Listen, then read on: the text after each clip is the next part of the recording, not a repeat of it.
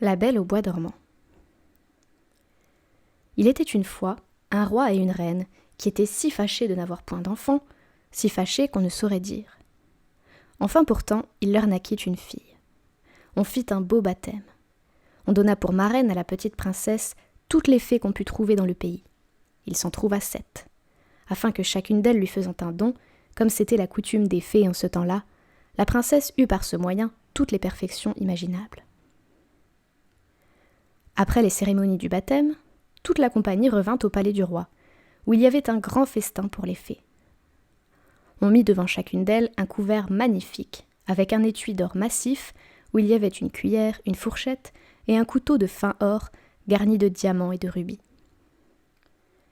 Mais comme chacun prenait place à table, on vit entrer une vieille fée, qu'on n'avait point priée, parce qu'il y avait plus de 50 ans qu'elle n'était sortie d'une tour, et qu'on la croyait morte ou enchantée. Le roi lui fit donner un couvert, mais il n'eut pas moyen de lui donner un étui d'or massif comme aux autres, parce que l'on n'en avait fait faire que 7 pour les 7 fées. La vieille crut qu'on la méprisait, et grommela quelques menaces entre ses dents. Une des jeunes fées, qui se trouva auprès d'elle, l'entendit, et jugeant qu'elle pourrait donner quelques fâcheux dons à la petite princesse, alla, dès qu'on fut sorti de la table, se cacher derrière la tapisserie, afin de parler la dernière et de pouvoir réparer, autant qu'il lui serait possible, le mal que la vieille aurait fait. Cependant, les fées commencèrent à faire leurs dons à la princesse. La plus jeune lui donna pour don qu'elle serait la plus belle personne du monde. Celle d'après, qu'elle aurait de l'esprit comme un ange. La troisième, qu'elle aurait une grâce admirable à tout ce qu'elle ferait. La quatrième, qu'elle danserait parfaitement bien. La cinquième, qu'elle chanterait comme un rossignol, et la sixième, qu'elle jouerait de toutes sortes d'instruments dans la dernière perfection. Le rang de la vieille fée étant venu, elle dit, en branlant la tête encore plus de dépit que de vieillesse, que la princesse se percerait la main d'un fuseau, et qu'elle en mourrait. Ce terrible don fit frémir toute la compagnie, et il n'y eut personne qui ne pleura. Dans ce moment, la jeune fée sortit de derrière la tapisserie, et dit tout haut ces paroles. « Rassurez-vous, roi et reine, votre fille n'en mourra point. Il est vrai que je n'ai pas assez de puissance pour défaire entièrement ce que mon ancienne a fait. La princesse se percera la main d'un fuseau. Mais au lieu d'en mourir, elle tombera seulement dans un profond sommeil qui durera 100 ans, au bout duquel le fils d'un roi viendra la réveiller. »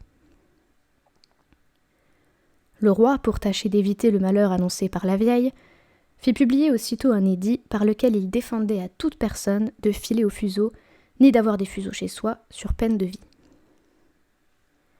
Au bout de 15 ou 16 ans, le roi et la reine étant allés à une de leurs maisons de plaisance, il arriva que la jeune princesse, courant un jour dans le château, et montant de chambre en chambre, alla jusqu'en haut d'un donjon, dans un petit galetas où une bonne vieille était seule à filer sa quenouille. Cette bonne femme n'avait point ouï parler des défenses que le roi avait faites de filer au fuseau. « Que faites-vous là, ma bonne femme » dit la princesse. « Je file, ma belle enfant » lui répondit la vieille, qui ne la connaissait pas. « Ah, que cela est joli » reprit la princesse. « Comment faites-vous ? Donnez-moi que je voie si j'en ferais bien autant. » Elle n'eut pas plus tôt pris le fuseau que, comme elle était fort vive, un peu étourdie, et que d'ailleurs l'arrêt des fées leur donnait ainsi, elle s'en perça la main et tomba évanouie. La bonne vieille, bien embarrassée, crie au secours. On jette de l'eau au visage de la princesse, on la délace, on lui frappe dans les mains, on lui frotte les tempes avec de l'eau de la reine de Hongrie, mais rien ne la faisait revenir. Alors le roi, qui était monté au bruit, se souvint de la prédiction des fées, et jugeant bien qu'il fallait que cela arrivât, puisque les fées l'avaient dit, fit mettre la princesse dans un bel appartement du palais, sur un lit en broderie d'or et d'argent. On eût dit un ange, tant elle était radieuse, car son évanouissement n'avait point ôté les couleurs vives de son teint. Ses joues étaient incarnates, et ses lèvres comme du corail. Elle avait seulement les yeux fermés, mais on l'entendait respirer doucement, ce qui faisait voir qu'elle n'était pas morte. Le roi ordonna qu'on la laissât dormir en repos, jusqu'à ce que son heure de se réveiller fût venue. La bonne fée qui lui avait sauvé la vie en la condamnant à dormir 100 ans était dans le royaume de Mataquin, à 12 000 lieues de là, lorsque l'accident arriva à la princesse, Mais elle en fut avertie en un instant par un petit nain qui avait des bottes de 7 lieues.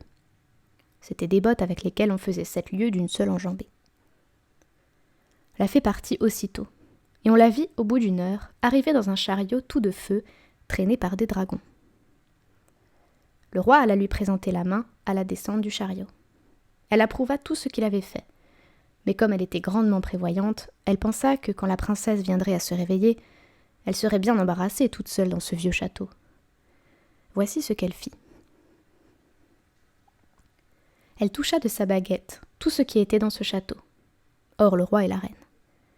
Gouvernante, fille d'honneur, femme de chambre, gentilshommes, officiers, maîtres d'hôtel, cuisiniers, marmitons, galopins, gardes, suisses, pages, valets de pied. Elle toucha aussi tous les chevaux qui étaient dans les écuries, avec les palefreniers, les gros matins de la basse-cour, et la petite Pouffe, petite chienne de la princesse, qui était auprès d'elle sur son lit. Dès qu'elle les eut touchés, ils s'endormirent tous, pour ne se réveiller qu'en même temps que leur maîtresse, afin d'être tout prêts à la servir quand elle en aurait besoin. Les broches mêmes qui étaient au feu, toutes pleines de perdrix et de faisans, s'endormirent, et le feu aussi. Tout cela se fit en un moment. Les fées n'étaient pas longues à leur besogne. Alors le roi et la reine, après avoir baisé leur cher enfant sans qu'elle s'éveillât, sortirent du château et firent publier des défenses à qui que ce soit d'en approcher. Ces défenses n'étaient pas nécessaires, car il crut dans un quart d'heure, tout autour du parc, une si grande quantité de grands arbres et de petits, de ronces et d'épines entrelacées les unes dans les autres, que bête ni homme n'y aurait pu passer. En sorte qu'on ne voyait plus que le haut des tours du château. Encore n'était-ce que de bien loin. On ne douta point que la fée n'eût encore fait là un tour de son métier, afin que la princesse, pendant qu'elle dormirait, n'eût rien à craindre des curieux. Au bout de 100 ans, le fils du roi, qui régnait alors, et qui était d'une autre famille que la princesse endormie, étant allé à la chasse de ce côté-là, demanda ce que c'était que des tours qu'il voyait au-dessus d'un grand bois fort épais. Chacun lui répondit selon qu'il en avait ouï parler. Les uns disaient que c'était un vieux château où il revenait des esprits, les autres que tous les sorciers de la contrée y faisaient leur sabbat. La plus commune opinion était qu'un ogre y demeurait, et que là il emportait tous les enfants qu'il pouvait attraper pour les pouvoir manger à son aise, et sans qu'on le pût suivre, ayant seul le pouvoir de se faire un passage au travers du bois.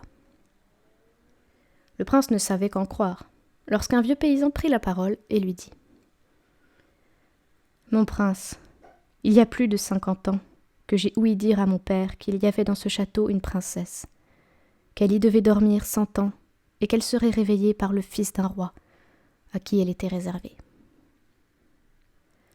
Le jeune prince, à ce discours, crut sans balancer qu'il mettrait fin à une si belle aventure, et résolut de voir sur le champ ce qui en était. À peine s'avança-t-il vers le bois, que tous ces grands arbres, ces ronces et ces épines s'écartèrent d'elles-mêmes pour le laisser passer. Il marche vers le château qu'il voyait au bout d'une grande avenue, où il entra. Et ce qui le surprit un peu, il vit que personne de ses gens ne l'avait pu suivre, parce que les arbres s'étaient rapprochés dès qu'il avait été passé. Il ne laissa pas de continuer son chemin. Il entra dans une grande avant-cour, où tout ce qu'il vit d'abord était capable de le glacer de crainte. C'était un silence affreux. L'image de la mort s'y présentait partout, et ce n'étaient que des corps étendus d'hommes et d'animaux qui paraissaient morts. Il reconnut pourtant bien, au nez bourgeonné et à la face vermeille des Suisses, qu'ils n'étaient qu'endormis, et leur tasse où il y avait encore quelques gouttes de vin montrait assez qu'ils s'étaient endormis en buvant. Il passe une grande cour pavée de marbre. Il monte l'escalier.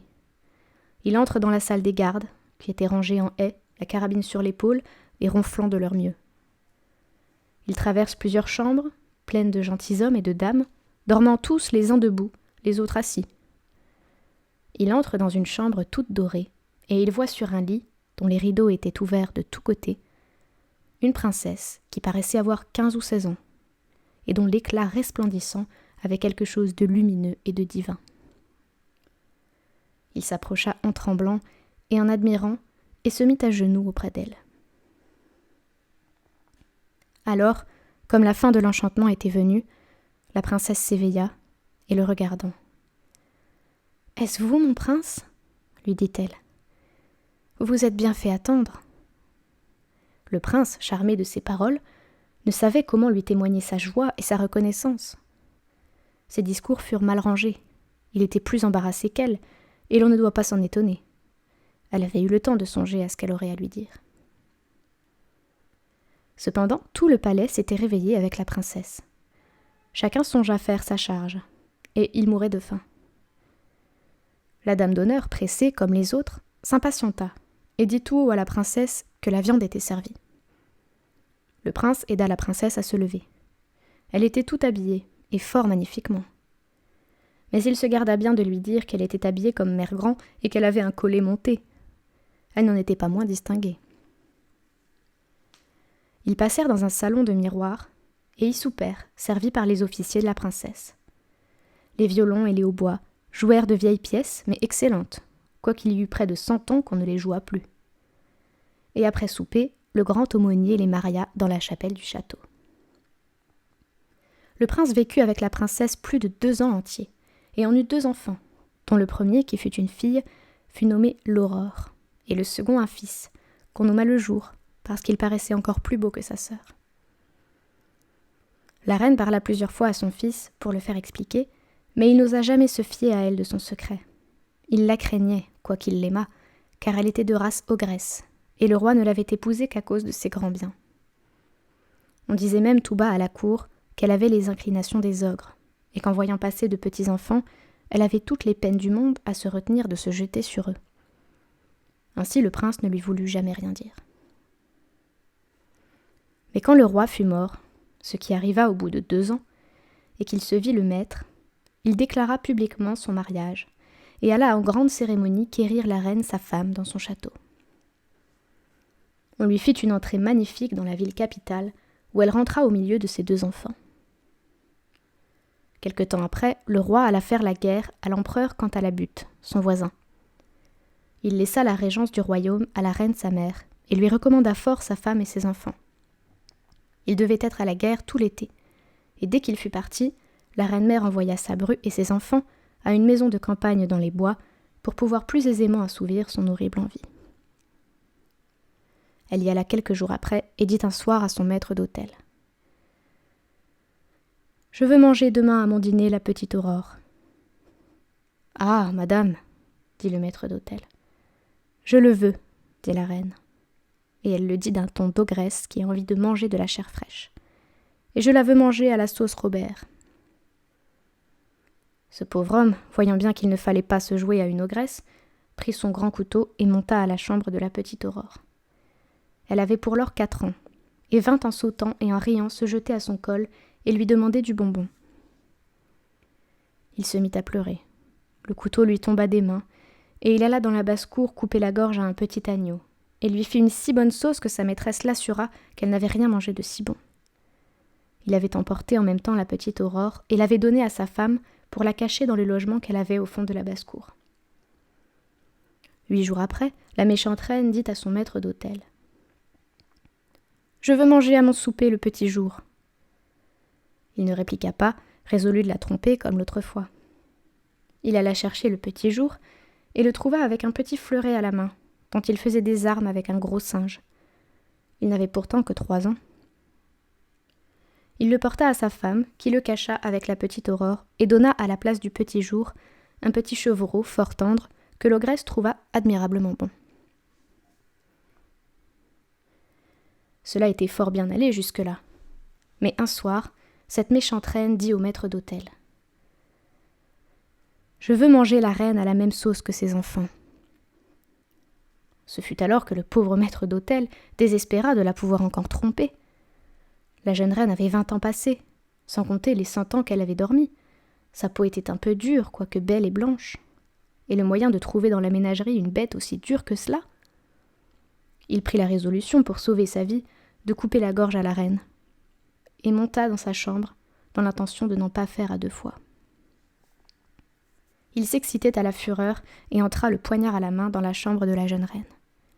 Il ne voulut pourtant point la surprendre, et il lui dit avec beaucoup de respect l'ordre qu'il avait reçu de la reine-mère. « Faites votre devoir, lui dit-elle en lui tendant le col. Exécutez l'ordre qu'on vous a donné. J'irai revoir mes enfants, mes pauvres enfants que j'ai tant aimés. » Car elle les croyait morts depuis qu'on les avait enlevés sans lui rien dire. « Non, non, madame, » lui répondit le pauvre maître d'hôtel, tout attendri. « Vous ne mourrez point, et vous ne laisserez pas d'aller revoir vos chers enfants. Mais ce sera chez moi, où je les ai cachés, et je tromperai encore la reine en lui faisant manger une jeune biche en votre place. » Il la mena aussitôt à sa chambre, où la laissant embrasser ses enfants et pleurer avec eux, il alla accommoder une biche, que la reine mangea à son souper avec le même appétit que si c'eût été la reine. Elle était bien contente de sa cruauté, et elle se préparait à dire au roi à son retour que les loups enragés avaient mangé la reine, sa femme et ses 2 enfants. Un soir qu'elle rôdait à son ordinaire dans les cours et basses-cours du château pour y halener quelques viandes fraîches, elle entendit dans une salle basse le petit Jour qui pleurait, parce que la reine sa mère le voulait faire fouetter à cause qu'il avait été méchant. Et elle entendit aussi la petite Aurore qui demandait pardon pour son frère. L'ogresse reconnut la voix de la reine et de ses enfants, et furieuse d'avoir été trompée, elle commanda dès le lendemain matin, avec une voix épouvantable qui faisait trembler tout le monde, qu'on apportât au milieu de la cour une grande cuve qu'elle fit remplir de crapauds, de vipères, de couleuvres et de serpents pour y faire jeter la reine et ses enfants, le maître d'hôtel, sa femme et sa servante. Elle avait donné ordre de les amener les mains liées derrière le dos. Ils étaient là, et les bourreaux se préparaient à les jeter dans la cuve, lorsque le roi, qu'on n'attendait pas si tôt, entra dans la cour à cheval. Il était venu en poste, et demanda tout étonné ce que voulait dire cet horrible spectacle. Personne n'osait l'en instruire, quand l'ogresse, enragée de voir ce qu'elle voyait, se jeta elle-même la tête la première dans la cuve et fut dévorée en un instant par les vilaines bêtes qu'elle y avait fait mettre. Le roi ne laissa pas d'en être fâché. Elle était sa mère, mais il s'en consola bientôt avec sa femme et ses enfants.